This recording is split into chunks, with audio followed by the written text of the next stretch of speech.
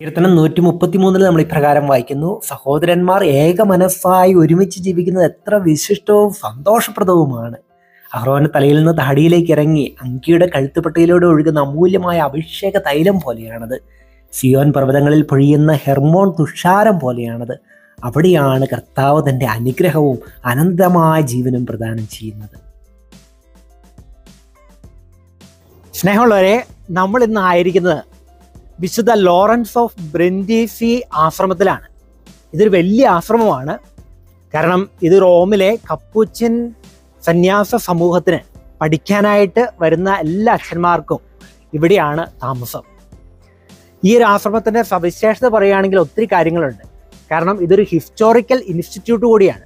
Historical institute എന്ന് പറയുമ്പോൾ Franciscan ആധ്യാത്മികതയുടെ ചരിത്രം മനസ്സിലാക്കുവാനും പഠിക്കുവാനും ഒക്കെ ആയിട്ട് വലിയൊരു മ്യൂസിയവും അതോടൊപ്പം തന്നെ അതിൻ്റെ ചരിത്ര പഠനങ്ങളൊക്കെ സൂക്ഷിക്കുന്ന വലിയൊരു ഇൻസ്റ്റിറ്റ്യൂട്ട് കൂടിയാണ്. മറ്റൊരു കാര്യം എന്ന് പറയുന്നത് ഇതൊരു റിസർച്ച് സെൻ്ററാണ്. കപ്പുച്ചിൻ ആധ്യാത്മികതയെക്കുറിച്ച് കൂടുതൽ പഠിക്കുവാനും മനസ്സിലാക്കുവാനൊക്കെ ആയിട്ട് റിസർച്ച് ചെയ്യുന്ന ഒരു ഇൻസ്റ്റിറ്റ്യൂട്ട് കൂടിയായത്. ഇവിടുന്ന് എല്ലാ മാസവും പുസ്തകങ്ങൾ, മാഗസിൻസ് പുറത്തിറങ്ങുന്നുണ്ട്. അതോടൊപ്പം തന്നെ എല്ലാ വർഷവും റിസർച്ച് പുസ്തകങ്ങളൊക്കെ പബ്ലിഷ് ചെയ്യുന്ന വലിയൊരു ലൈബ്രറിയും അതോടൊപ്പം തന്നെ വലിയൊരു പ്രസ്സൊക്കെ ഇതിനോട് കൂടെയുണ്ട്. ജനറൽ കൂരിയയുടെ ഒരു ഹൗസ് കൂടിയാണ്.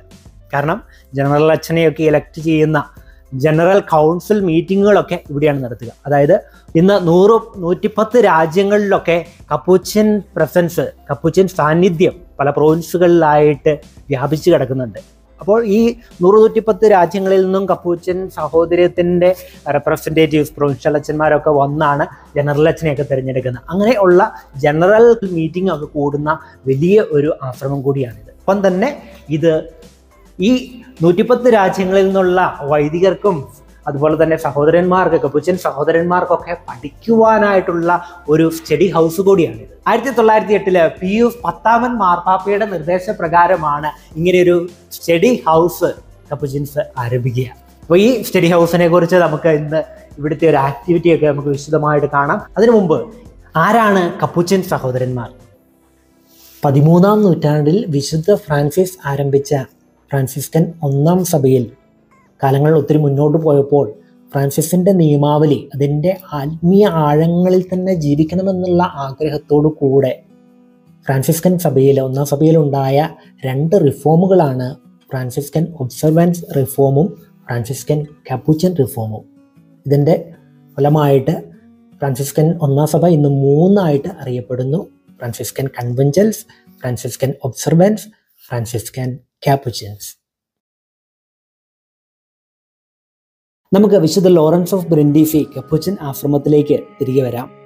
രാവിലെ 5:45 പ്രഭാത പ്രാർത്ഥനയോടുകൂടെ ഞങ്ങളുടെ ദിവസം ആരംഭിക്കുകയാണ്. പ്രഭാത പ്രാർത്ഥനയ്ക്ക് ശേഷം വിശുദ്ധ കുർബാന. പ്രത്യേകതയുള്ള ആഘോഷമുള്ള ദിവസങ്ങളിലൊക്കെ മുഖ്യ കാർമ്മികനായിട്ട് ഞങ്ങളോട് കൂടെ ഉണ്ടാവുക ബഹുമാനപ്പെട്ട ജനറൽ അച്ഛനാണ്. ഇവിടെ എല്ലാ ദിവസവും തന്നെ പ്രഭാത പ്രാർത്ഥനയും സന്ധ്യാപ്രാർത്ഥനയും എല്ലാം വളരെ ആഘോഷപൂർവ്വമായിട്ടാണ് ഞങ്ങൾ കൊണ്ടാടുക. കാരണം നിങ്ങൾ പഠിക്കാനായിട്ട് ഇവിടെ ആയിരിക്കുന്ന കപ്പുച്ചിൻ സഹോദരന്മാർ ഒത്തിരി പേരുള്ളത് കൊണ്ട് വളരെ ആഘോഷപൂർവ്വമായിട്ടുള്ള ലിറ്റർജിയാണ് ഇവിടെ ഉള്ളത്.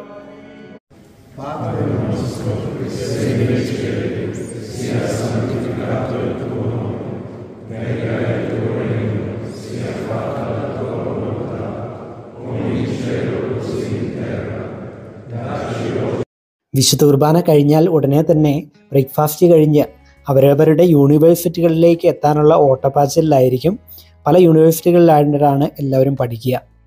നമ്മുടെ ഈ ആശ്രമം റോമിന് പുറത്തായതുകൊണ്ട് ഇവിടെ നിന്ന് 1 മണിക്കൂറോളം യാത്ര ചെയ്താണ് റോമിലെ യൂണിവേഴ്സിറ്റികളിലേക്ക് നമ്മൾ എത്തുക. വൈകുന്നേരം ഞങ്ങൾ യൂണിവേഴ്സിറ്റികളിൽ നിന്ന് തിരിച്ചെത്തുന്നു.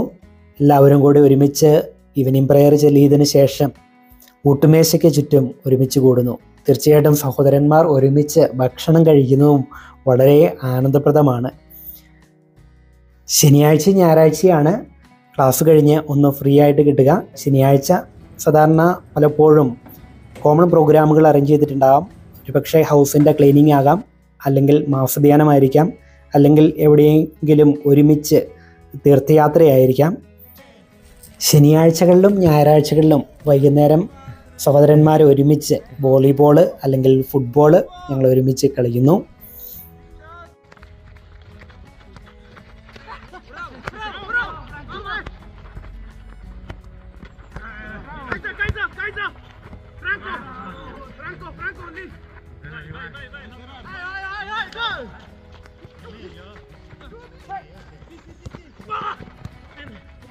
നൂറോളം രാജ്യങ്ങളിൽ വ്യാപിച്ചു കിടക്കുന്ന കപ്പുച്ചൻ സഭയുടെ ജനറൽ ഇറ്റലിയിൽ നിന്നുള്ള റോബർട്ടോ ജെനുവിനച്ചനാണ് ഇന്ന് കപ്പുച്ചൻ സഭയെ നയിക്കുക.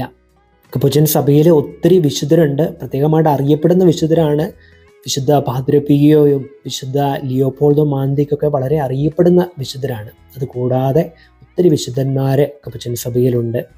അതുപോലെ മാർപ്പാപ്പയ്ക്ക് ധ്യാനപ്രസംഗങ്ങൾ കൊടുത്തുകൊണ്ടിരുന്ന ഫേമസ് ആയിട്ടുള്ള ലോകമെമ്പാടും അറിയപ്പെടുന്നൊരു വ്യക്തിയാണ് ഗന്തലാമസ എന്ന കപ്പുച്ചൻ വൈദികൻ. എന്നാൽ ഫ്രാൻസിസ് മാർപ്പാപ്പ അദ്ദേഹത്തെ കാർഡിനൽ പദവിയിലേക്ക് ഉയർത്തി. മാർപ്പാപ്പയ്ക്ക് ധ്യാനപ്രസംഗങ്ങൾ കൊടുക്കുവാനായിട്ട് വീണ്ടും ഒരു കപ്പുച്ചനെ ഫാദർ റോബർട്ടോ പാസൊലീനിയനെ നിയമിക്കുകയും ചെയ്തു. നമ്മുടെ നാട്ടിൽ നിന്നൊഴികെ മറ്റ് പല രാജ്യങ്ങളിലും ഒത്തിരി കപ്പുച്ചൻ വൈദികരെ സഭയെ നയിക്കുവാനായിട്ട് മെത്രാന്മാരായിട്ടും കാർഡിനൽമാരായിട്ടുമൊക്കെ സേവനം ചെയ്യുന്നുണ്ട്. ഇന്ന് ലോകത്തിൻ്റെ 100ഓളം രാജ്യങ്ങളിൽ 10,500ഓളം കപ്പുച്ചൻ സഹോദരന്മാരുണ്ട്. ഇന്ത്യയിൽ തന്നെ നമുക്ക് 12 കപ്പുച്ചൻ പ്രൊവിൻസും 2 കസ്റ്റഡിയും 3 പ്രസൻസുമാണ്. നമ്മുടെ കൊച്ചു കേരളത്തിൽ തന്നെ നമുക്ക് 4 Capuchin പ്രൊവിൻസുകളുണ്ട്. Peace and all good. I'm Brother Michael Flores, a Capuchin friar from the Philippines, and what attracted me to this Capuchin way of life? First of all, I was attracted by the life of Saint Francis of Assisi, his simplicity, his love for the poor, and most especially his joy in following the Lord. You know, the joy of Saint Francis is quite infectious.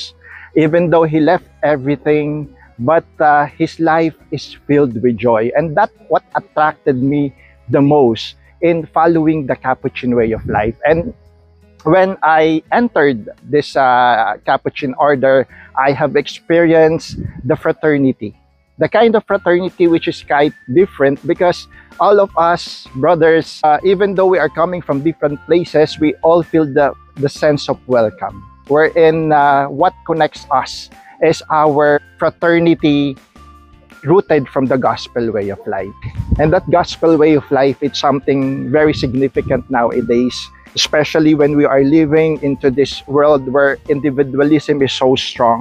We really need to promote that universal brotherhood which is rooted from the teachings of our Lord Jesus Christ. And that is what Capuchin way of life is all about. Proclaiming and living the gospel joyfully. Peace and all good. ലോകം മുഴുവൻ സുഖം പകരാനായി സ്നേഹദീപമേ മിഴി തുറക്കൂ. ലോകം മുഴുവൻ സുഖം പകരാനായി സ്നേഹദീപമേ മിഴി തുറക്കൂ. കദര നിവാരണ കനിവിന്നുറവേ കാട്ടിൻ നടുവിൽ വഴി തെളിക്കൂ. ലോകം മുഴുവൻ സുഖം പകരാനായി സ്നേഹദീപമേ മിഴി തുറക്കൂ. വരുന്നു